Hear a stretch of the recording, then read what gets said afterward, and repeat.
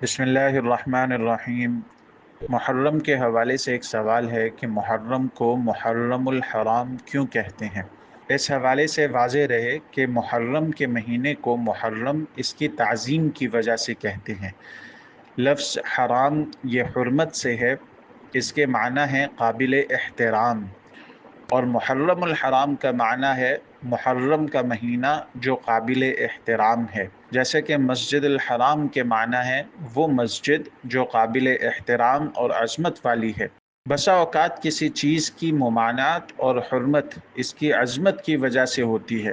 محرم الحرام ان 4 مہینوں میں سے ایک مہینہ ہے جنہیں اللہ تبارک و تعالی نے حرمت والے مہینے قرار دیا۔ وہ 4 مہینے جنہیں اللہ تبارک و تعالی نے حرمت والے مہینے قرار دیا ہیں، ان میں ذی القعدہ، ذی الحجہ، محرم الحرام اور رجب۔